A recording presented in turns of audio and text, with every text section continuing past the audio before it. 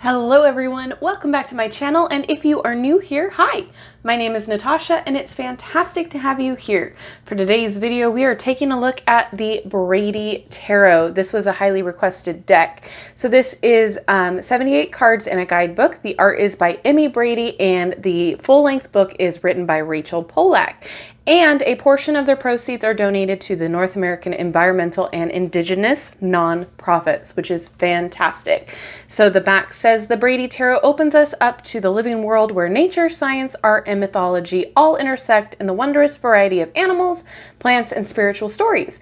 Though solidly based in tarot tradition, there is quite simply nothing like it. Learning the deck and reading with it have changed my life. Give yourself to it, and I promise it will change yours as well. So the links where you can purchase this are in the description box below as always, and I am not sponsored or affiliated with them. I just want you guys to find what you're looking for and give credit where credit is due. Isn't this packaging gorgeous? It's simple yet stunning. I love it. So I have already taken a look at this deck because I couldn't wait. And it is beautiful. So the packaging is great. I believe this retails for $53. It came with a sticker, by the way. How cute is that? Love. But I'm not quite positive about the retail price. But again, the links will be down there in the description box and you can find out. The guidebook is great. There is just one little thing I want to show you before we get into the cards. So the Brady Tarot structure mirrors the Smith-Waite's tradition and can be easily interpreted if the reader is familiar with that model. The cards' colored borders are elementally coded, which is a helpful feature for translating the suits. So wands or fire become feathers, and the borders contain red triangles. And then cup/water become horns, and the borders contain blue waves. Swords and air become arrows, and the borders contain white lines. And coins and earth become roots, and the borders contain orchard hills. I think that's how you pronounce it, orchard hills. So I really like the interpretation. There is one spread back here for you, and the guidebook will read from a card after we shuffle and flip through. So let's get into it. Already I can tell you I love, love, love the cardstock. It's fantastic. I'm not a cardstock snob, but when it feels velvety and buttery, I adore it. So that's what this feels like. It is flexible, it is sturdy, it shuffles really well, and they are a larger card. So in comparison with my hand, they are a larger card, which allows you to see more of the images. So take a look at that border. Fantastic. Or not border, the gilded edges, the gold edges. All right, so we're going to go through the major arcana first. And we have the title and then the number up top. These are all hand-done wood-cut pieces that she then stamped and colored in by hand. And what I really liked about reading through the guidebook is that she started off with the major arcana, and then the next images, she would roll the dice about which one to do next. So it wasn't monotonous for her, and it allowed her creativity to kind of go, get pushed through. And I love that. This is so pretty. Anything with an owl on it, really, I'm all for. This deck also is very straightforward. It gives you the energy right up front. It doesn't sugarcoat anything. And there's a lot to look at on each card.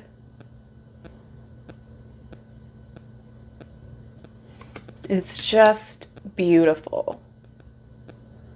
And it feels amazing in your hands. I liked this imagery too because in the traditional Rider-Waite-Smith, this is an angel up top. So it's quite interesting, the difference. I love me a good natured style deck.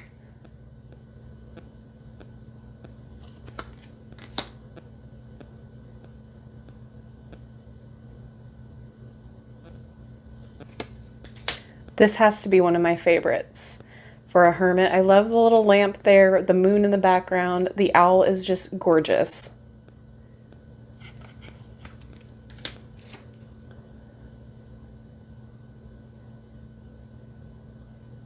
This is quite the different Wheel of Fortune too.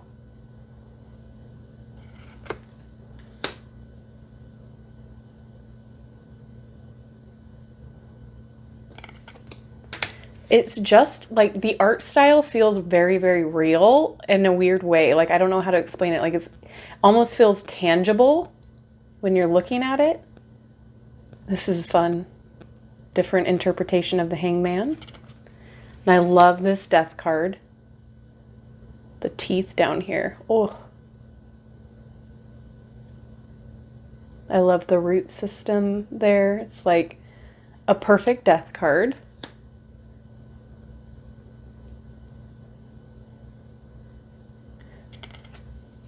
I feel like as a beginner, this is a pretty decent deck for you because you can still get the traditional imagery in a different way. She presents it in a different way. So it's a more tangible, like I said, and more more modern, but in nature. Does that make sense? I hope that makes sense. I like this Devil card, by the way.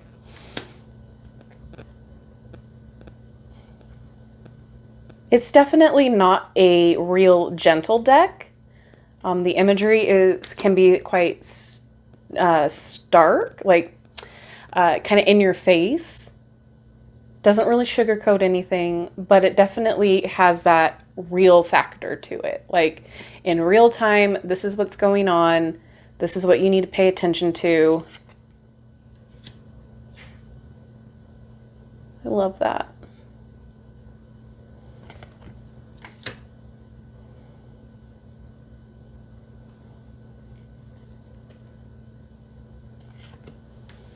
And I love this World card. It's so different with the helix, double helix there, with the trees intertwining.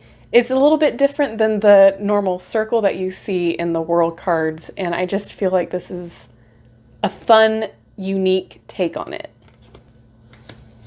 Okay, so here we got the wands, and note the different borders here. So the major arcana had a kind of mixture of all of them, but here we have just strictly the red. And you'll notice a keyword down here too, which is great.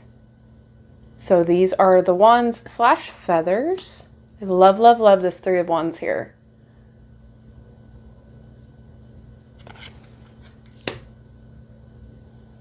There's quite a few of these cards that just tickle me in the best of ways. Very happy cards. But there's also cards like this that are very realistic, real, raw kind of feeling. Like this. I mean, this deck is the epitome of like nature is metal. That meme, I absolutely, every time I look at this deck, I'm like, yep, it is nature is metal, because it really does harness that power. Oh, would you look at that power? You know, the realism of nature in this deck, but you can attribute that to your life as well. Like, look at that. Nature is metal. But I love that Eight of Wands imagery.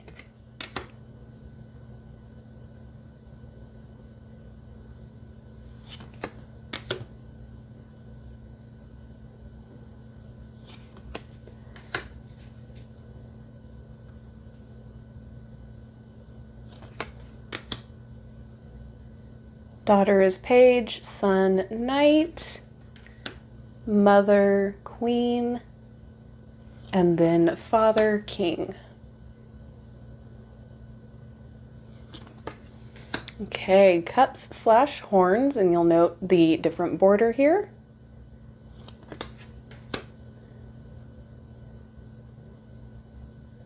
I just feel all of the heart and soul that was put into each image, and I love that.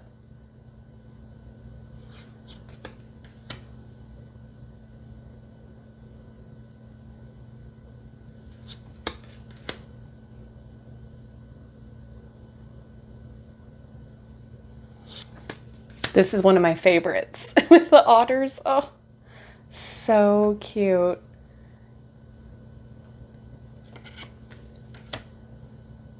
Just the intricate detail as well. Like, she carved this. It's just mind-boggling how talented people are.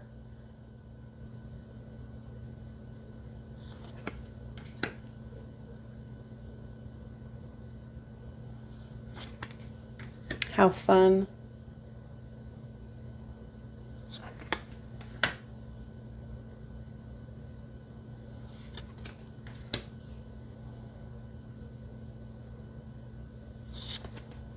The colors in this one, love.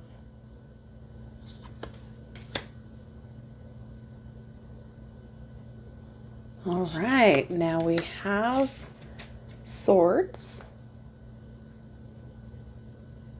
Look at the face. Oh my goodness. So this sword's suit is a little bit more raw, I'll say. Definitely makes you feel things. And for me, that is a huge thing when I'm looking at tarot decks. I want to connect with it in every way I can. And if I can connect with it emotionally, even better. And so you definitely feel what's going on in these images. So kudos to that. I mean, that's a lot. It's a lot. It reminds me of the Mermaid Tarot and then also the Animal Totem Tarot because of how like real everything is and the reactions that my emotions get out of it.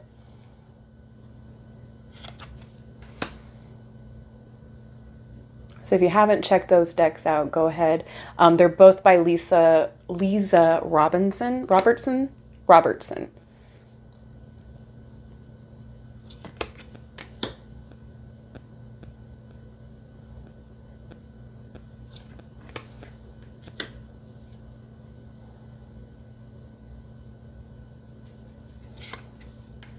I love the sloth.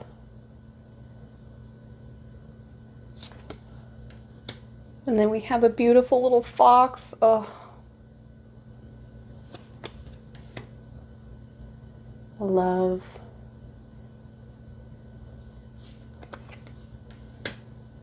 Look at that face. Oof. That's a don't mess with me face.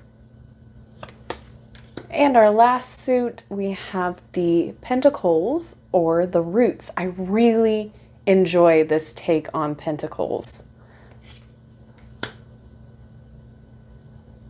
So unique and different. I have not seen anything like that.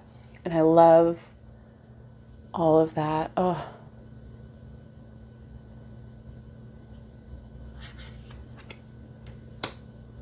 This is amazing.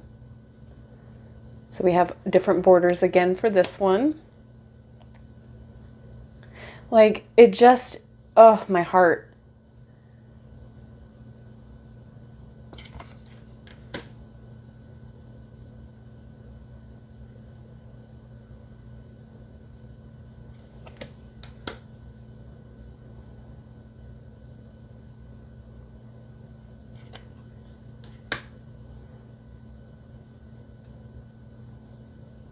Love it. So even if you have no idea of any tarot experience, you can kind of look through this deck and with the keywords and everything, kind of understand what's going on and use your intuition. And then with the guidebook, it does actually have a really decent guidebook. So, I mean, this deck to me is worth its price tag. And if you are someone who likes nature, animals, this might be a deck for you. It's very comprehensive. It's very vivid. Oh, the mole. Little sniffer. Okay, so let's see how it shuffles. Like I said, they're longer cards, a larger card. So smaller hands, you might have a little bit of a trouble. But they're not the biggest or longest cards that I've had on this channel. So there's a great little medium with it, I think.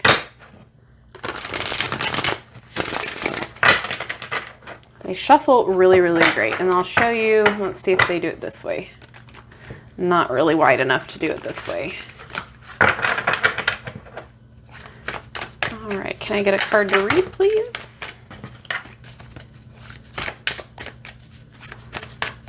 So they shuffle just fine either way that you want to do it. Some people like to fan them all out on the table. Others just pull from the top. However you want to shuffle, it's up to you. Okay, so we are going to read 4. This looks like the 1 of Pentacles. Hopefully. Yeah. All right, so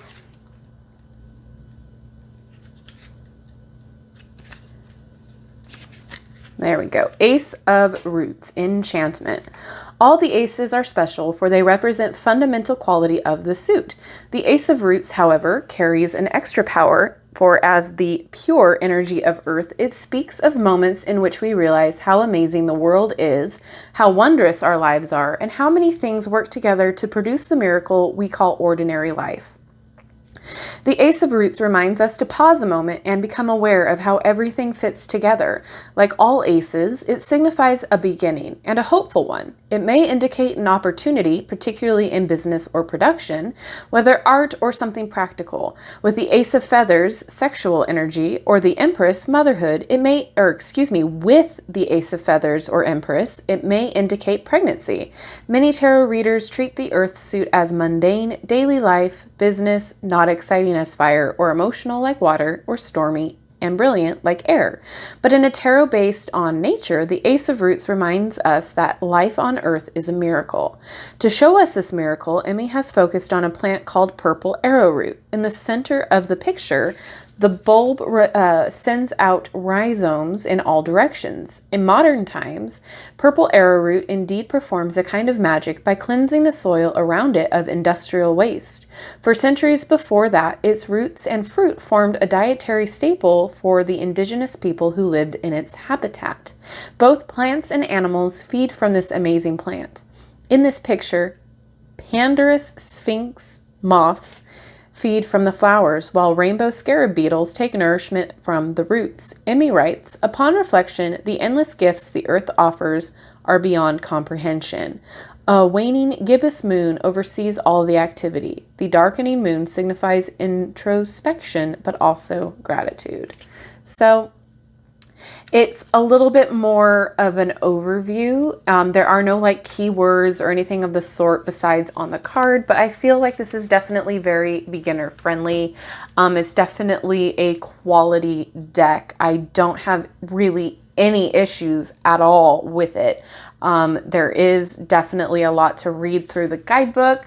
And again, it's a really decent guidebook for an indie style deck. So again, like, hats off to Emi Brady for the beautiful imagery, and then Rachel for her wonderful book here. Like, the words are great for each card. Again, I don't have like anything really negative to say about it. So for around $50 something plus shipping, I'd say this is a good gift, a great gift for yourself. Again, I'm excited to start, using it. I would love to know what you guys think about this deck. Is this something that you own already? Do you use it? What do you think about it, even if you don't have it? Is it something that you're excited about? Is it something that you think you're going to pass on? What are your thoughts? Again, I love the feel of the deck. It's so nice. So with that being said, let me know everything you think down in the comment section below. Thank you so much for spending your time with me. I appreciate each and every one of you. And don't forget to like, subscribe, and hit that notification bell on your way out of this video. That way you will never miss an upload from me. And all the links are down in the description box to check out if you want to do so. Thank you so much, and I will see you in my next video. Bye-bye.